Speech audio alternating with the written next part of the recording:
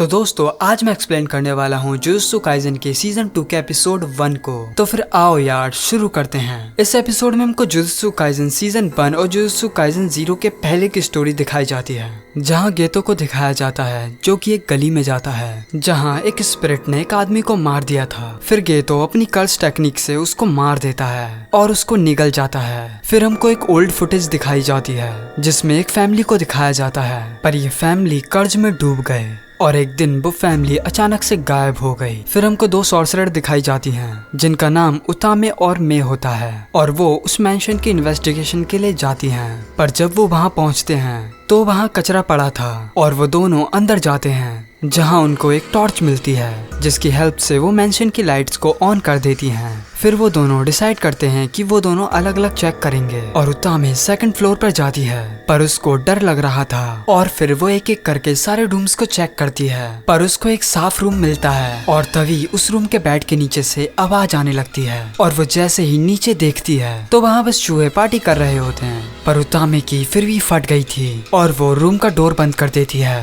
पर तभी उसके कंधे पर कोई हाथ रखता है पर वो मे होती है। फिर मे उतामे को बोलती है क्या तुमने सेकंड फ्लोर को चेक कर लिया? पर उतामे बोलती है पर मैं तो सेकंड फ्लोर पर ही थी। और मे बताती है मुझे पहले से ही कुछ गड़बड़ लग रही थी इसीलिए मैंने यहाँ मार्क लगाया था और मैं यहाँ से बहुत बार गुजर चुकी हूँ। और तब उनको समझ आता है कि ये मैंशन एक कर्स लूप है और जो लोग यहाँ आए वो यहाँ से कभी नहीं निकल पाए और उस स्पिरिट ने उनको मार दिया होगा। और उतामे मे से बोलती है क्या हम इस मैंशन की दीवार को तोड़कर बाहर चले जाएं? पर मे बोलती है ये कर्स लूप है तो पहले लूप को तोड़ना होगा। अब उतामे अपना दिमाग लगाती है और बोलती है ये मैंशन डोनट की तरह नहीं है, इसका मतलब ये लूप टाइम के साथ ही बनता है और अगर हम उस लूप के टाइम से तेज भागें तो हम इस लूप को तोड़ सकते हैं। मैं बोलती है तुम सही हो पर तुम गलत भी हो। अगर इस लूप को तोड़ना है तो हमको अलग अलग डायरेक्शन में भागना होगा। अगर एक डायरेक्शन में भागेंगे तो लूप फिर बन जाएगा। फिर वो दोनों भागना शुरू करती हैं और लूप टूटने लगता है पर तभी वो पूरा मैंशन ही टूट जाता है और उतामे मलबे में दब जाती है। पर उसको बचाने के लिए गोजो आ जाता है। असल में ये मैंशन गोजो ने ही उड़ा दिया था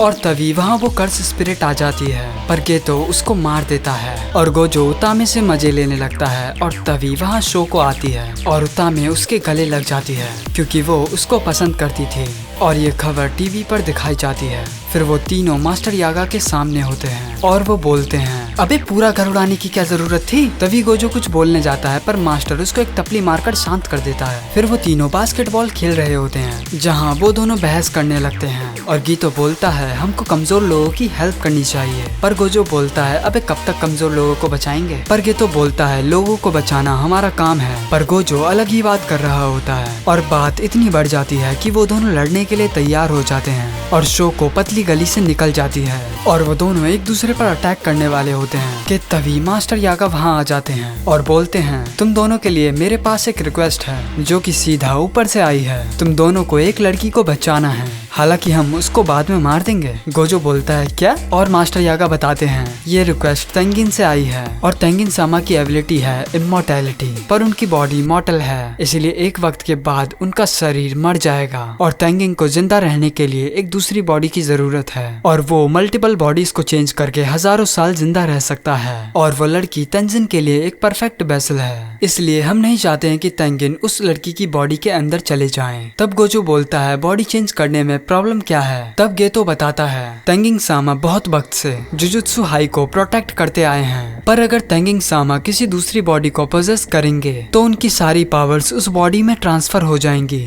जिससे जुजुत्सु हाई का प्रोटेक्ट बैरियर ब्रेक हो जाएगा और उनके साथ साथ ह्यूमैनिटी पर भी खतरा बढ़ जाएगा। और अब गोजो समझ जाता है। फिर मास्टर यागा बताता है उस लड़की के बारे में औरों को पता चल चुका है और उस लड़की के पीछे दो लोग पड़े हैं। पहला क्यू ग्रुप से है और ये तेंगिन को खत्म करना चाहता है और दूसरा स्टार रिलीजियस ग्रुप है जो कि इविल तेंगिन की पूजा करते हैं और अब वो उस लड़की के पीछे हैं और अब तुम दोनों को चुना गया है उस लड़की को बचाने के लिए तो फिर जाओ। और गोजो और गेतो निकल जाते हैं उस लड़की को बचाने के लिए। अब गोजो नीचे रुकता है और गेतो बिल्डिंग के अंदर जाता है और वो जैसे ही उस रूम के डोर को नॉक करता है तभी एक बॉम्ब ब्लास्ट होता है पर गेतो बच जाता है और वो देखता है कि वो लड़की बिल्डिंग से गिर जाती है। असल में उसको ग्रुप क्यू के एक आदमी ने फेंका था पर गेतो उसको बचा लेता है और वो आदमी बोलता है तुमको इसकी कीमत चुकानी पड़ेगी। पर गेतो बोलता है अबे कुछ सुनाई नहीं दे रहा, पास में आकर बात करते हैं। और दूसरी तरफ क्यू ग्रुप का दूसरा बंदा गोजो पर अपने बहुत सारे रामपुरी से अटैक कर देता है,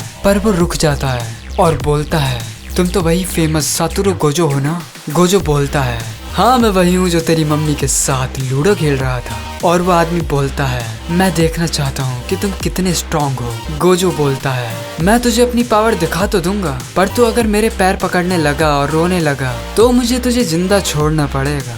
फिर हमको दो लोग दिखाए जाते हैं जिनमें से एक बोलता है स्टार रिलीजियस ग्रुप के पास इतनी पावर नहीं जिससे वो किसी को मरवा सके। पर दूसरा आदमी बोलता है स्टार रिलीजियस के पास पैसा बहुत है। और हमको उसका फेस दिखाया जाता है जो कि तोजी फुजिगुरो होता है। और दूसरा आदमी उसको एक डील ऑफर करता है उस वैसा लड़की की मौत के बदले बहुत सारा पैसा। और ये एपिसोड यहीं खत्म हो जाता है।